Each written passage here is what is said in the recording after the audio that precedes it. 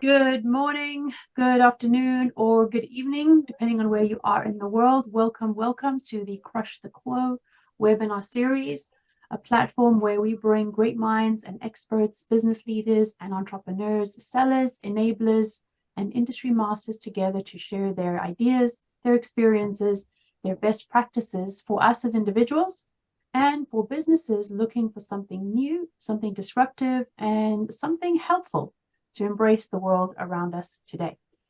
In our webinar today, we will be talking about behavioral science for B2B brands. Our speaker is Tim Wilkes, founder, CEO, and chief storyteller, Pathos Services. Tim has a lifetime of experience simplifying the often bewildering complexity of modern business and supporting technologies. He knows that in today's competitive world, creating connections and meaningful differentiation can seem unattainable. So he uses behavioral insights and carefully crafted stories to attract, enchant, and persuade audiences. Tim, thank you very much for joining us today. The very excellent. I like that very much, Catherine. Thank you. Thank you. We aim to please. Good stuff. All right, then. So let us begin. Well, you can see my face up on the screen here. So look, before we get in, let me, and thank you for the warm introduction. Let me just introduce myself a tiny bit here, which will give you some context about what I'm going to be blathering on about today. So, yep, I'm Tim Wilkes. Please scan the code. Feel free to connect me. So for my sins, I would say that I have been an influencer before that was a popular term for somewhere around 30 years now. And by that, I mean my entire career has been made by presenting to, selling to people, engaging with people, and trying to get them, to buy complex software products. So that's what I've been doing for 30 odd years, I suppose. Now, in my previous life, I was the chief storytelling officer for one of the world's largest software companies.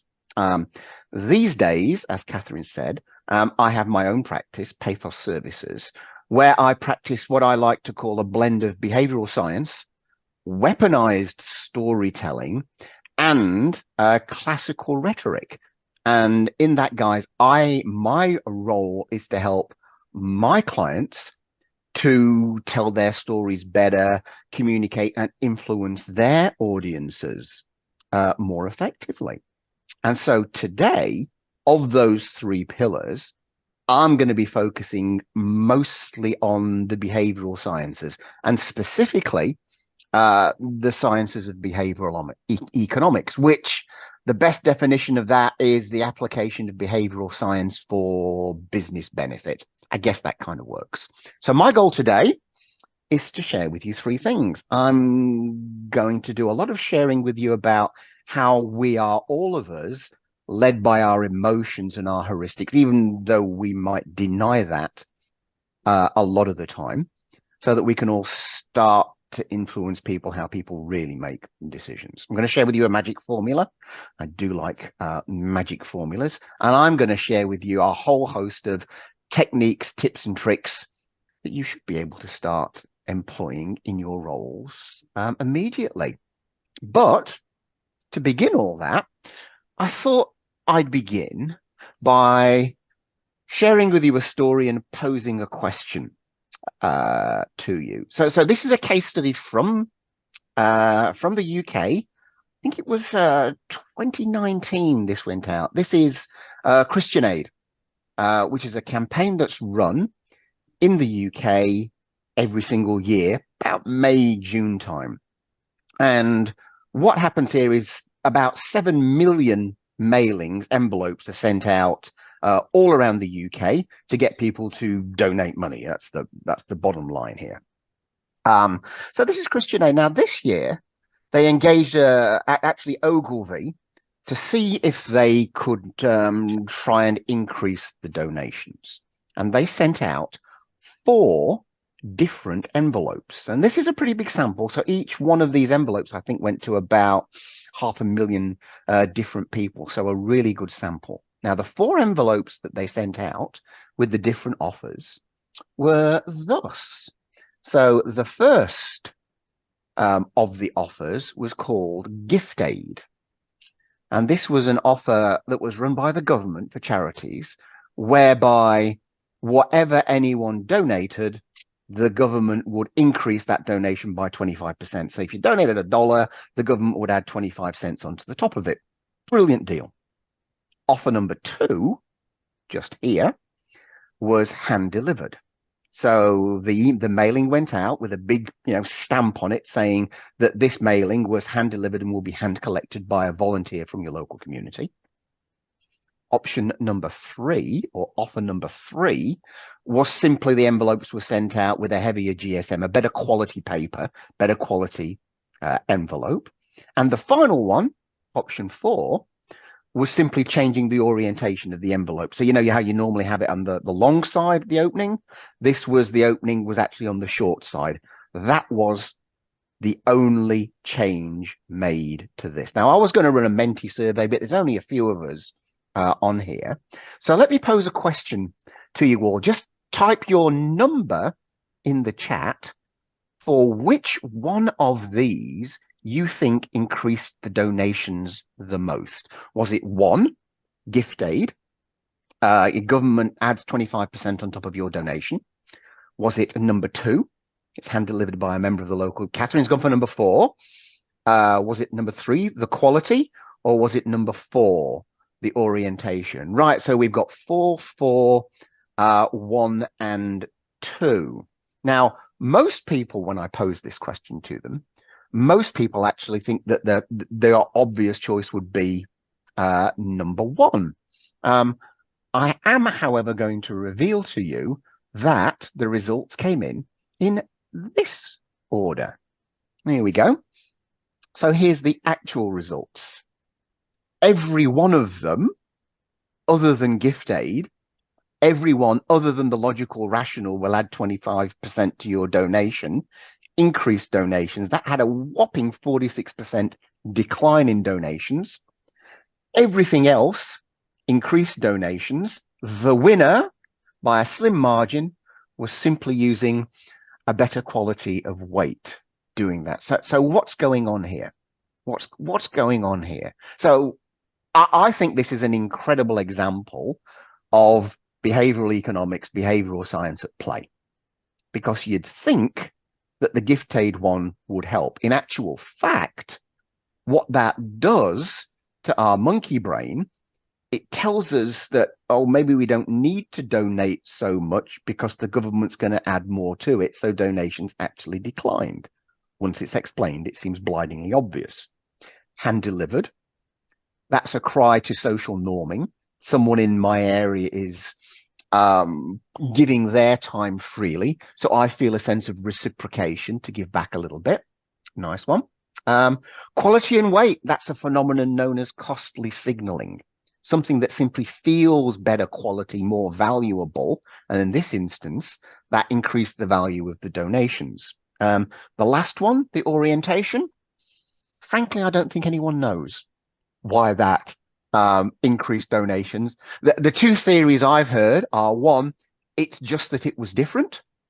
Something different triggered a different response. The other one, I don't know whether to get this or not. The other theory I heard was an envelope with the slit on the short side feels more like a pay packet. It feels more like something that should have money in it. Personally, I think it's been so long since anyone actually saw a pay packet. I think that's probably a little bit off.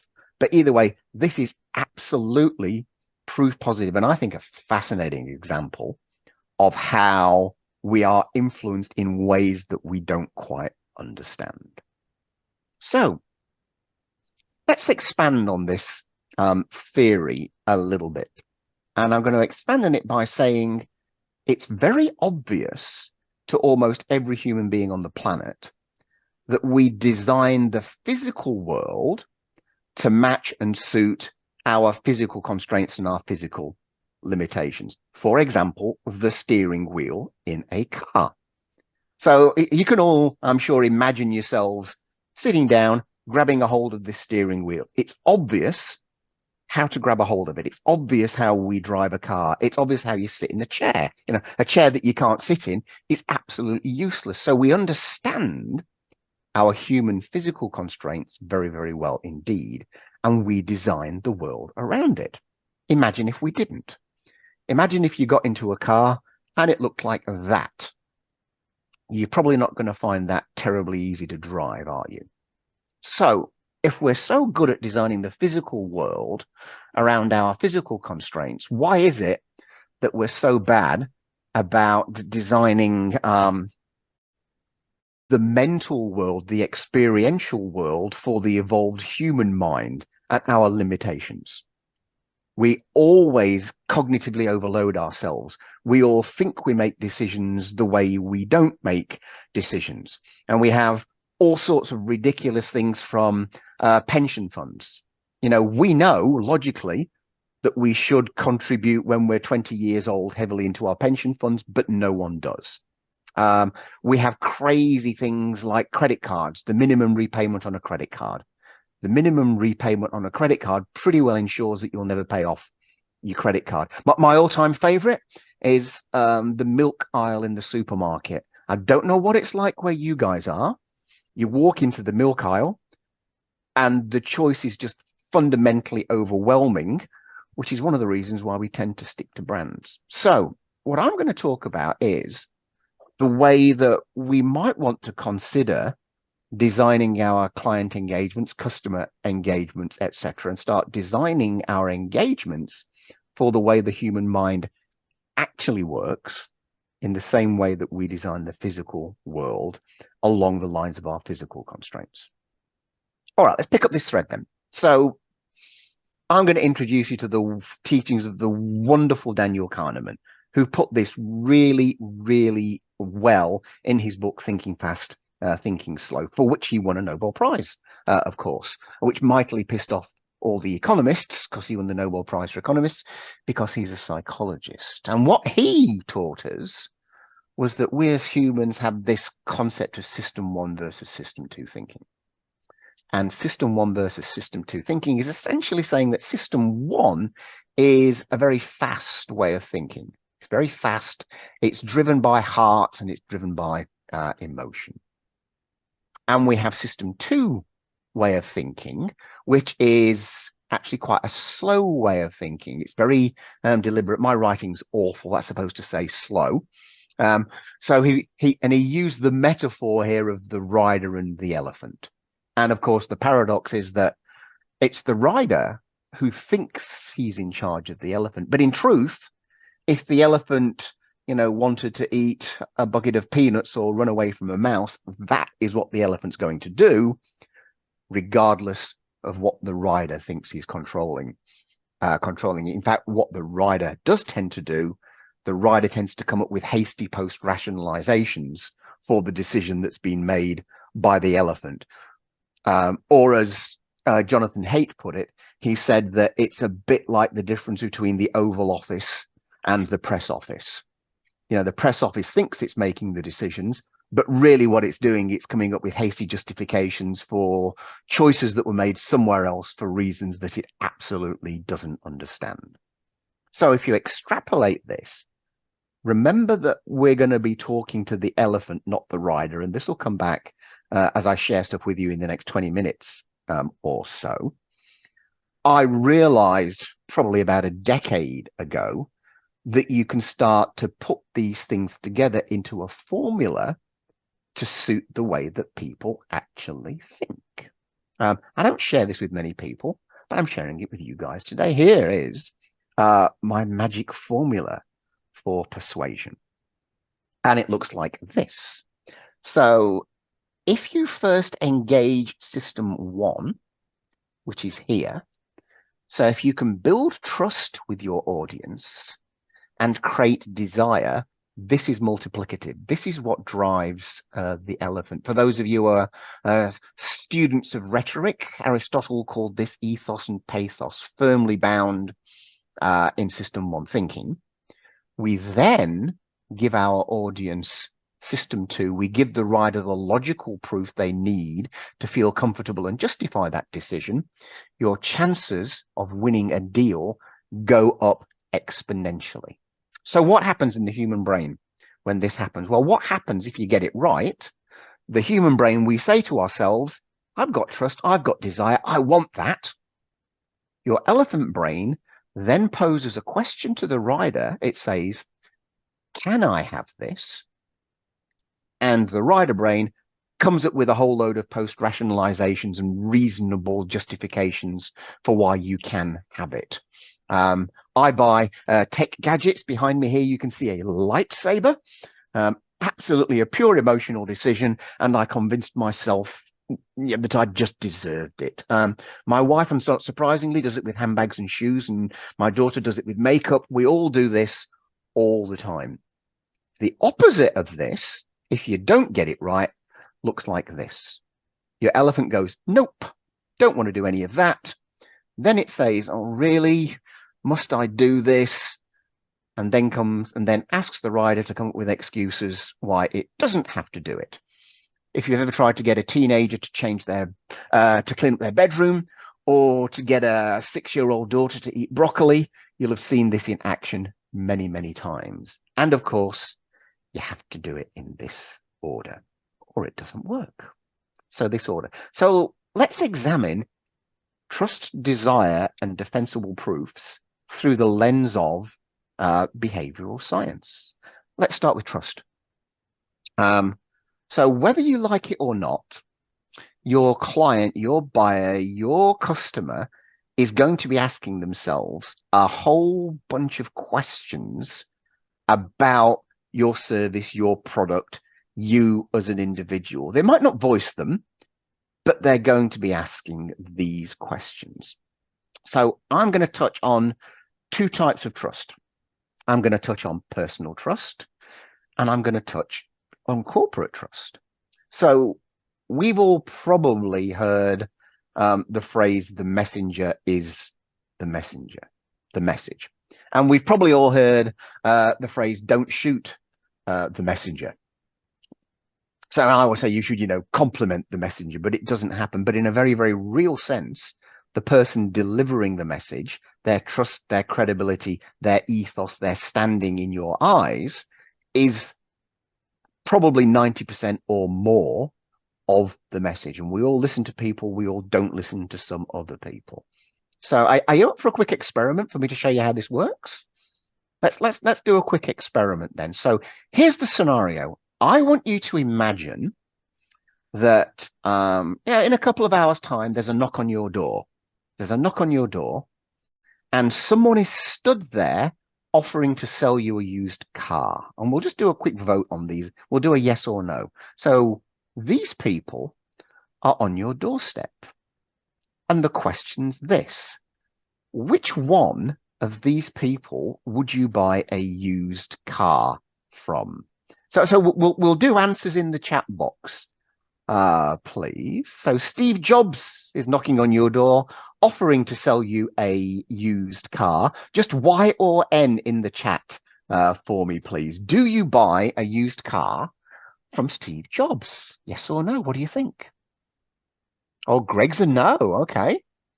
All right, so we've got no's across the board here. So he's obviously blown it from the trust capacity. What about Elon Musk?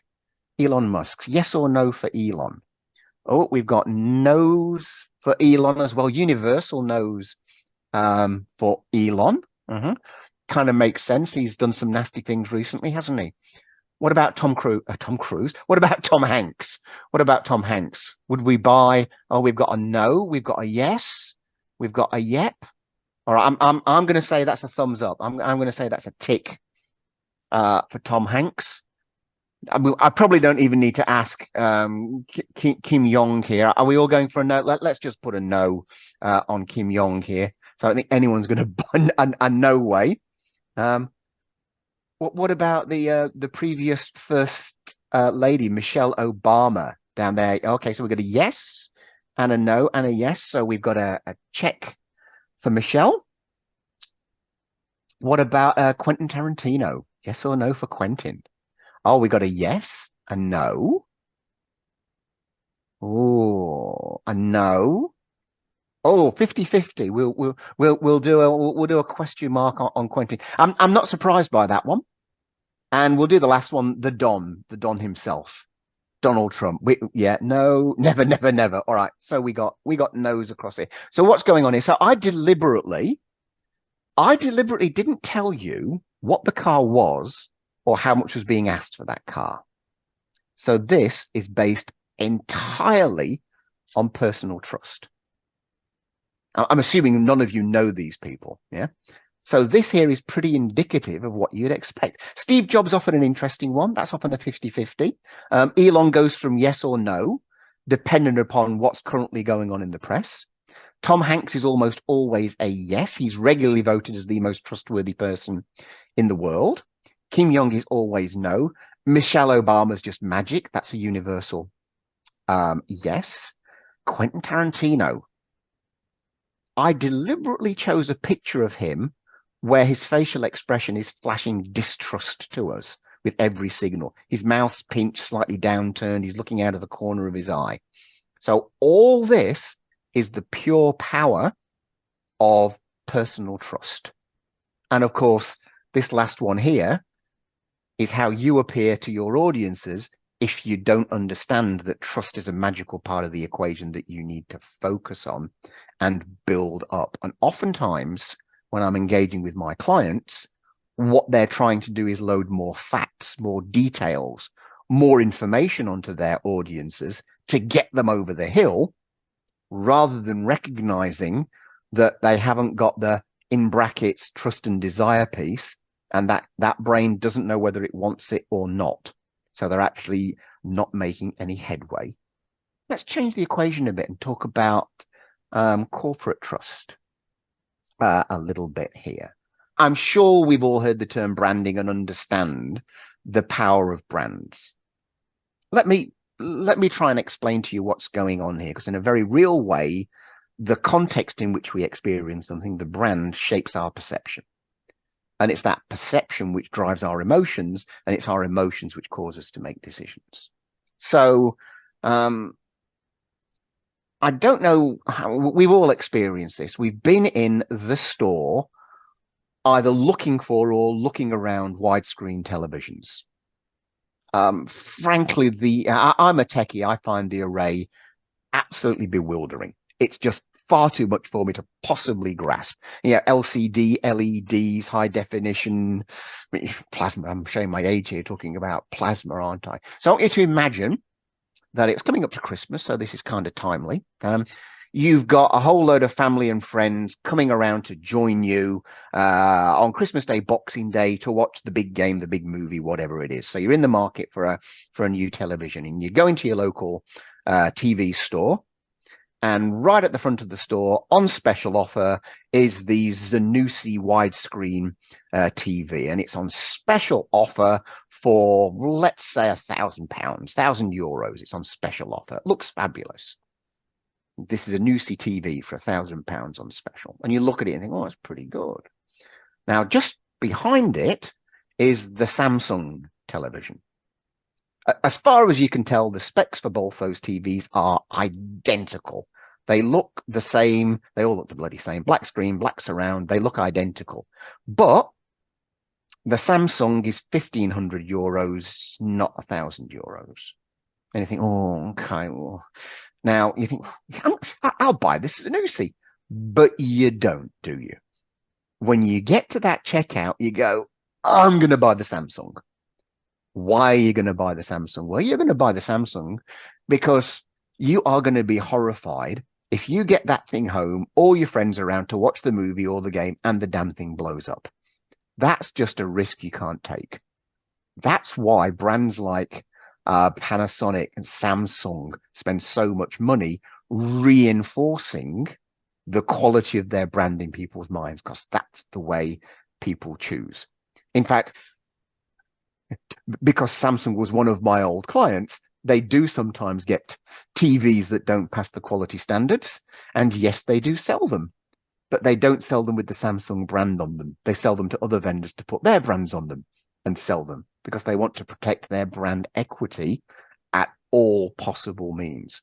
So branding is the corporate version of trust and personal trust. So when you're looking to create the trust part of the equation, please remember that that is both your trust and the trust of the brand or corporation that you represent. You need to think about and work on both of those.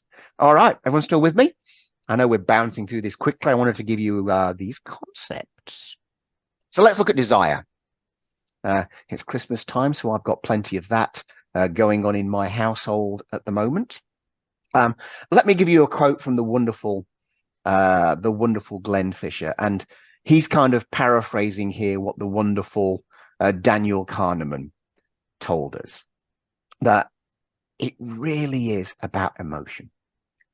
But before you can trigger someone's emotions, the first thing you must do is to capture their attention and change their desire. So let me share with you an example here. So sweet, brown, and fizzy. Actually, I'll throw a question to you again. Sweet, brown, and fizzy. Can anybody tell me what product this is talking about? Kathy's gone Coca-Cola. Jürgen's gone Coke. So you've all gone Coke. Could it have been Pepsi? Could it have been sarsaparilla? Could it have been Dr. Pepper? Could have been, looks like a Coke. Yeah, absolutely it does. Absolutely. But sweet, brown, and fizzy, what I'm talking about here is something known as the product delusion. What we tend to do, and I see this all over the place in my line of work, we tend to think that the client cares as much about all the features and functions and attributes of the product as we do in representing that product. So we tend to put descriptors, sweet, brown, fizzy. We tend to talk about scalable platforms and partnerships and whatever it is the features are about the product, without understanding that the client, the prospect, doesn't care about the product anywhere near as much as you do. In fact, an old sales mentor of mine once told me there are two things that your customer doesn't care about. One's you and the other's your lousy product. And yet we consistently inform them and tell them about the product. Now, the meaning, the emotion, what it means to your audience is far, far more powerful. So Coke don't advertise their product like that. Coke advertise their product like this. Magical way of advertising. Now, taste the feeling. I don't even know what taste the feeling means, but I'll bet that we can all remember and understand the flavor of Coke in our mouth right now. We know what it tastes like. And look at the picture. I mean, what are they? Are they having a good time? This is just completely emotionally stimulating messaging and advertising. This is creating desire to go out and have a Coke. So this is good. This is the goodness. Shall I do this? Yeah, look, I'll do this. About a half hour before I hopped on this webinar, I thought, Tim, you should grab a couple of examples to show the audience of how most organizations do this. I've redacted the branding. So this is what most organizations, so this is the front website. I've redacted it so you can't see what it was. Remember at the beginning, I was talking about the elephant and the rider?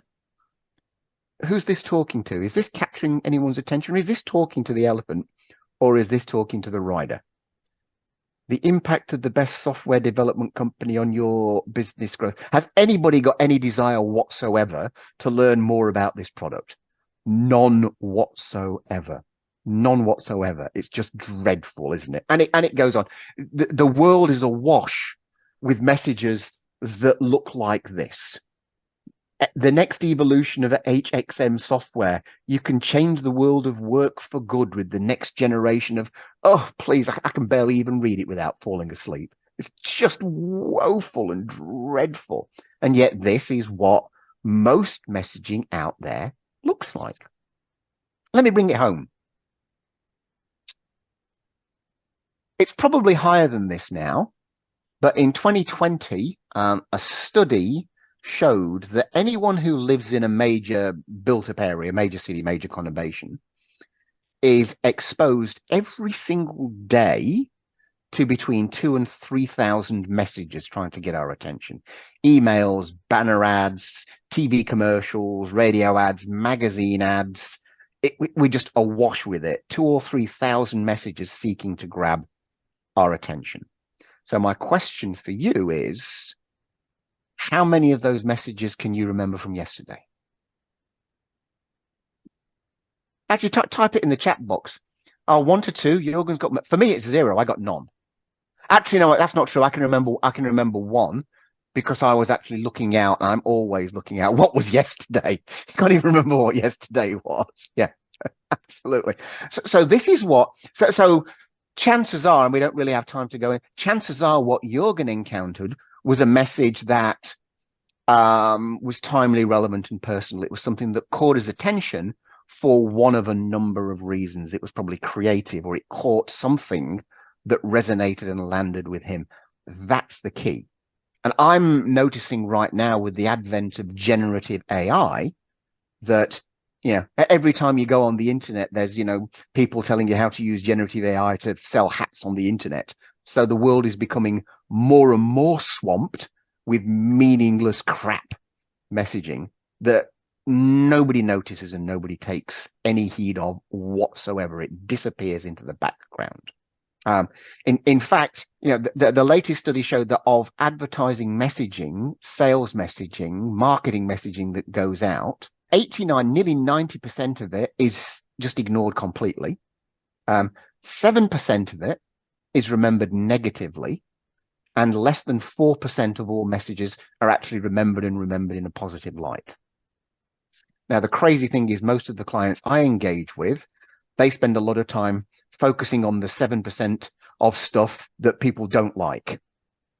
When in actual fact, I think they should be focusing on the 90% of stuff that nobody bloody notices at all. Let me show you how this works. So imagine you're presenting to a client.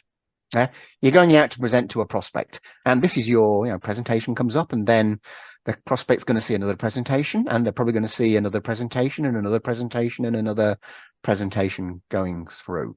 Yeah, that's what your prospect sees. Now, it's not a trick question. Which one of these are they going to remember?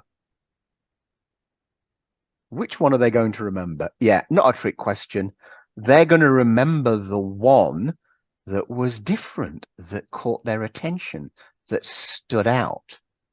And yeah, let's do this. Let's do this as well. Let me show you how this works. I'm going to ask you a question, and the question is this: can anyone tell me who was the 44th president of the United States?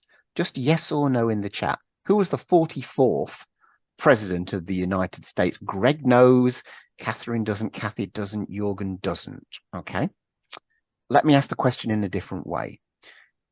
And you can type the answer in here, the actual name, if you know it. Can anyone tell me who was the first black president of the United States? Who was the first black president? All of a sudden, everyone knows. You probably won't be surprised at all if I tell you that they're one and the same person. The 44th president of the United States was Barack Obama. So what's going on here? So this is a wonderful German word called Gestalt. It's the way the human brain stores and categorizes information. Yeah. So in that instance, who was the 44th president of the United States? Your brain went into the library of faceless, white, middle-aged guys and came up with no one who looked any different to any other. As soon as I triggered it with something that was different and caught your attention, there's only a category of one, so you remembered it immediately.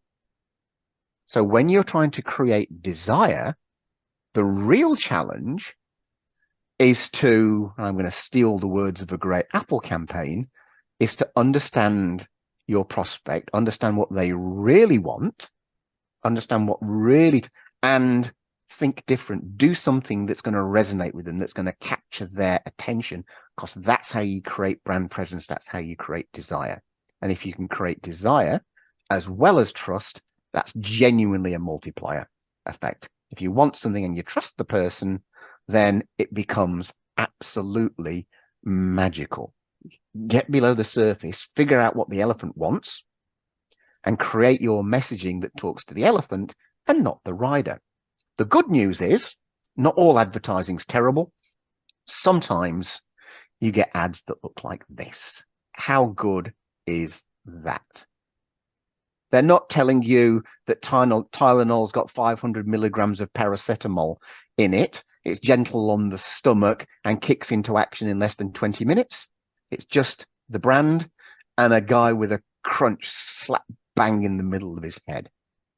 That's talking to the elephant. I think we've all felt like that at some point in time. And I love that ad. That's how you capture someone's attention in the right way. All right. So that's trust. That's desire. Now, we do actually have to talk to this rider, because that question's going to go up to the rider, which is, can I have this? Justify this decision for me. Here's where we need to get into the region of defensible proof, or what I like to call, well, not what I like to call, there's been books written on this idea of defensive decision making. So we're all of us human. And there seems to be this weird perception in the B2B world that somehow when somebody goes to work, and we don't go to work very much anymore, you drive into the car park, you put your suit on, you go into the office, you sit down behind a desk, you suddenly stop being a human and you're some sort of human calculator. Yeah, it's not true. We're still all human. The subtle differences are in the consumer world, we tend to talk about regret and we tend to talk about desire and FOMO, and the emotional triggers are subtly different. In the B2B world, there's a really strong driver, which is this idea of defensive decision making. And what the defensive brain is thinking about here is, how do I justify this? Am I going to get blamed if this goes wrong? So this is what the defensive brain is asking itself. It's saying, well, if I make this decision, how likely is this to be okay? How likely is it to be good? And it's also asking this question, which is, what's the worst that can happen? Because our evolutionary biology has taught us to try and what's called minimizing any downside variance. We try to, lowest common denominator, satisficing. There's lots of decision-making stuff in here. If this was easy, everyone would choose the best product all the time. Doesn't work that way, because defensive decision-making kicks in. Happens all the time. In fact, to a degree, that story I told you about buying the Samsung TV, there was an element of defensive decision-making in that as well. Yeah, nobody got fired for buying IBM. Absolutely a classic case of defensive decision-making. This is a safe choice. Is it the best choice? Don't care. It's a safe choice. Or SAP. Well, maybe it used to be. Perhaps it used to be in the old days, but this is the brand power kicking through. And I'll talk about defensible proof and what it actually means. But I always find it really good to give like a practical example of this at play, so we can all understand how this stuff works. So I want you to imagine that you're playing in, and I think this was the FA Cup final. Can't remember what year it was, but there's a penalty given. There's 2 minutes to go. The score's 2-2, and there's a penalty given. And you're number 8. You're Steven Gerrard, and you're about to take this penalty kick. You're about to step up and take this penalty kick to win the FA Cup. So here's my question to you. Where are you going to aim in order to give yourself the maximum chance of scoring? I've put a handy grid up for you. You're going to step up, kick the ball. I'll give you two choices. We've got a K and an O. Yeah, pretty good one, Jürgen. Our Kathy's gone A and E. Thanks, Kathy. E and J. Yeah, okay, cool. It's an interesting one. Right.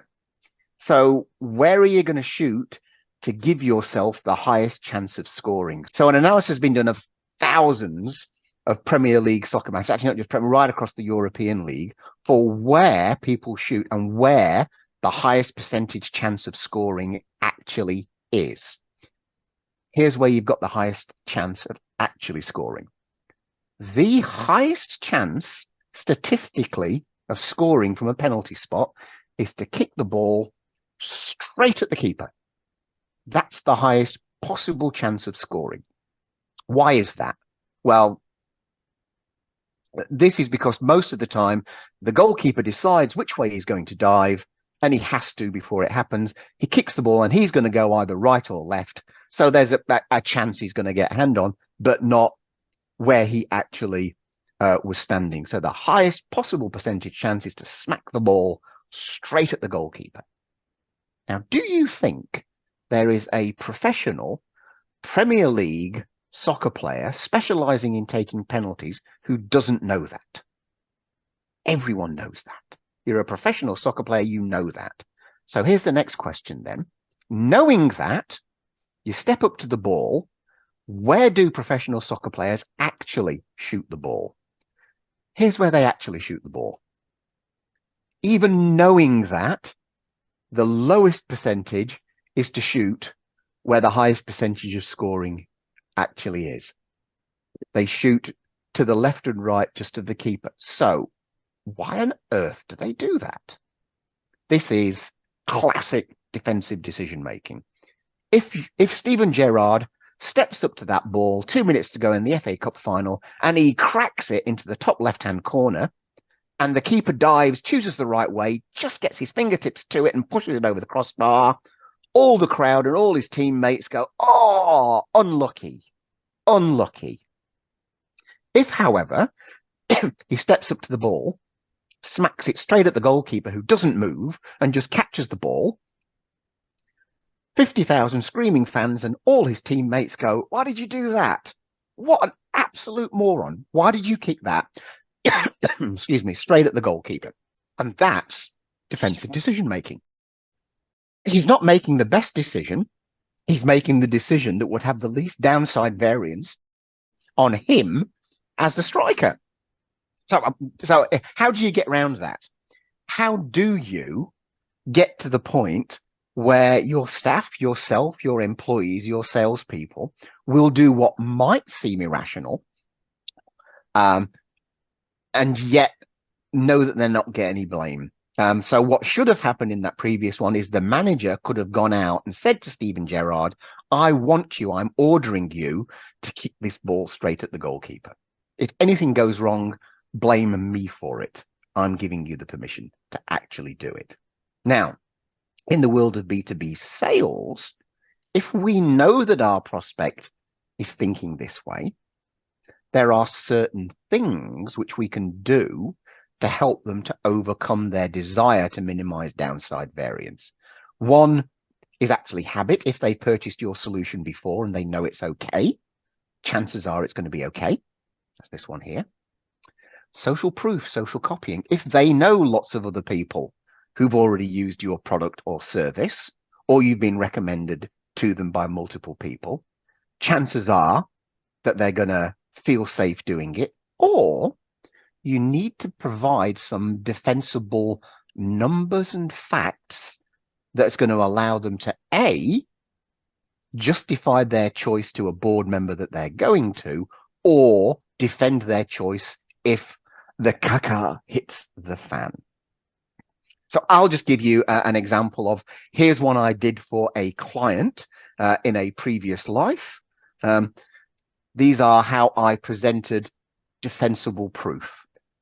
And I'll let you just look through those before I say to you that the one number I've not used in there is the price. So unless you are deliberately going out to be the cheapest, which I'm going to suggest the fact that you're even on this call means that that's not the case, you want to use numbers that strengthen your position, that go in your favor, that aren't the price. But remember, you don't lead with the logic. You don't lead with the facts. Your audience wants the facts. This is praxeology. This is behavioral science. This is how people actually make decisions. So when it all comes together, it looks like this. Yeah. And I know we've skipped across these. So if you understand behavioral science, I'm quite happy to abbreviate that to BS. If you understand behavioral science and how people really make decisions, and Aristotle knew this 2,500 years ago, the multiplier effect in system one, the emotional decision making of building trust and capturing attention and creating desire is the thing we need to do first. Win the heart and emotional aspects of your client, then provide them with enough logical proof, enough defensible proof, so that when their brain goes up, they can justify it to others and defend themselves. So in a very, very real way indeed, you're actually triggering this. Rather than triggering the low, long, lengthy process, we're going to go the shortcut to yes. So if you can get the elephant and rider in sync, win people over, you're going to get your client or prospect hopefully doing this far, far more often. So what I think I've shared with you then through this last 30 minutes is a few examples and stories around how we think we make decisions and how we really make decisions. And if we take those on board, we can start crafting much more compelling persuasion and influence to our audiences. I shared with you my magic formula, and I've given you as many tips, tricks, stories, and anecdotes as I could as I went through my little 30-minute story here. So bottom line, our emotions influence us in ways that are just so incredibly powerful. And if we understand those and understand a few techniques, both from the consumer advertising space that we can relate into the B2B world, we can really find that our chances of winning more business more easily accelerate massively. And so with that, I'm going to say thank you so much for joining the call. Thanks so much for engaging with me in the chat box. Tim, it's Greg. Thanks very much for that. It was really insightful. So I'm probably coming at this from a target audience perspective in B2B as a CIO who sits through what seems like interminable presentations from vendors trying to sell me stuff. Yeah. I guess what would help a vendor is also if I was to create a psychologically safe work or decision-making space with my board members and investors. Would you agree with that? Very, very much so, Greg. Wow. I mean, you've actually got onto one of my sort of hot topics here, Greg. So yes, a safe decision-making space, but what I'll just bounce on this and you'll know what I'm talking about.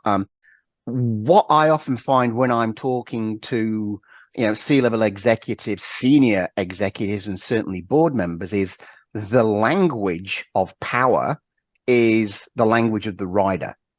It's rationality, it's numbers, it's logic, it's sensible. I'll make a prediction that, when you look at your, senior management, you've probably got accountants and lawyers and economists and any number of people with MBAs. Great. In that environment, it's difficult to get that audience to accept and to understand that they're actually making decisions based on rationality, which probably aren't the best decisions for the organization. Yeah. So yeah, absolutely. For your subordinates, a safe place to overcome defensive decision making is absolutely valid.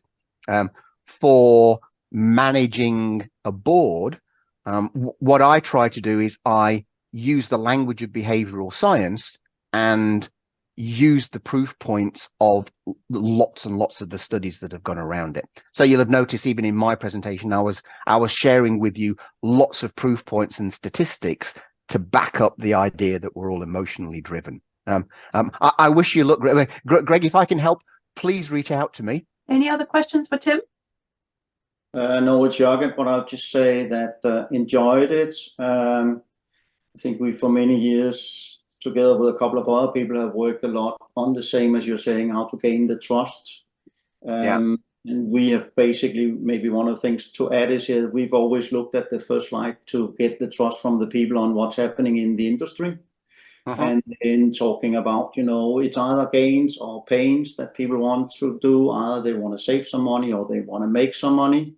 And then you can talk about the benefits. And then I think you're right about, you need the proof points, and that is what are the list of other customers like them that has that you've sold to before.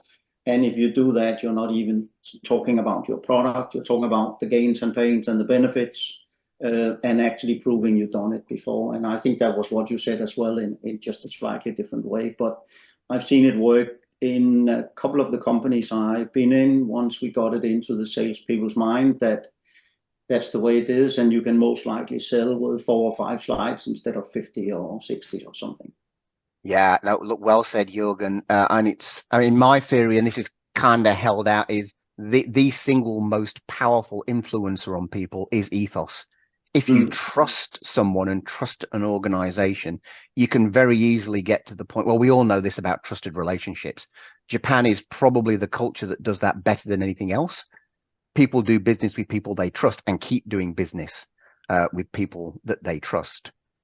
It's really not about the facts and the figures, even though we think it might be. Very well said. Absolutely correct.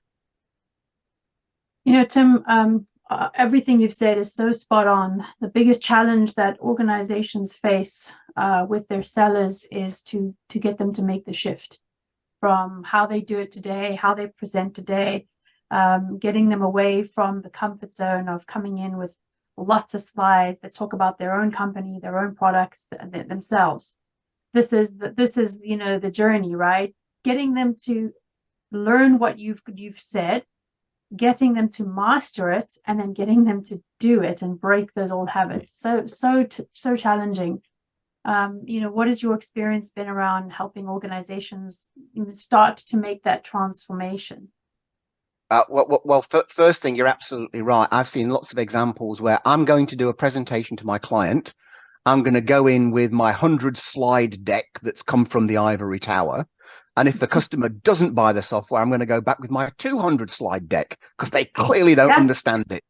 They clearly don't understand it enough. So how do you get organizations through that? A lot of that is just showing them that it can be done in a different way. So there's a lot of, so we're talking about sales, right? You guys will get this. For any salesperson, if they lose a deal by following the way the company's always done it, they're unlucky, defensive decision making. If they lose a deal by doing some new persuasion techniques, they're in trouble. So I guess to you as well, Greg, is you need to give the organization permission to behave and do things differently. And my experience 100% has been when you engage with an organization, you teach them this stuff. And I do a full stack. I not only teach this, I'm happy to stand up and present in front of clients. When you show them it actually works and how to build a presentation, converts for life. Converts for life once you see that this stuff works. But it's not easy. It's actually really easy just to take the corporate deck that someone else has produced and roll it out. Frankly, it's lazy. You know, anyone who steps up and wants to learn this stuff has probably started to spot the flaws that, gee, this is hit and miss. It actually doesn't work this way at all. And once you've got a receptive audience, real magic and alchemy can happen. Absolutely. Thing is, you know, you don't have to present something like this in every customer meeting. You know, this is what you want to do to hook the customer in early and get them bought in, right? So that has to be something that sellers do at least once in the sales cycle at the beginning to hook their buyers in, at least once. And then, of course, you know, you can revert back to long, you know, detailed if that's what you really want. But I would always encourage sellers, no matter what meeting you're in, start with something unique and different. It doesn't matter what the meeting is, even if it is a long technical session. Why not start with something different? Absolutely. Even those long technical sessions, those technical people think they're the rider on the elephant. They're not. They're human like the rest of us. So, you know, if you want to master a whole presentation, you know, to hook the buyers in, you need to do that. And then you should master something of it for the start of every meeting. As you said earlier, every vendor shows up with the same thing, the same style, the same approach, and buyers have to go through the same ordeal over and over and over. And so you can understand why when researched, buyers said that the purchases they made for this is B2B purchases was like completely overwhelming. It was painful. It took longer than expected. It was a complete disaster. You know, they don't ever want to go through that again. You know, why do we make it so? Why do we add to that pain by showing up with what everybody else is showing up with? So I completely subscribe to everything you're saying. Thank you so much, Tim, for those amazing insights. Tremendous, so valuable. This will be posted out onto the website, folks, so do look out for it and make sure you share it with your colleagues and your friends. Grab Tim. You know, his contact details are here on the slide, so feel free to reach out to Tim directly if there's anything Tim can do to support you. And so with that, I'd like to close our session today. So I will bid you good morning, good afternoon, and good night, and we'll see you on the next webinar.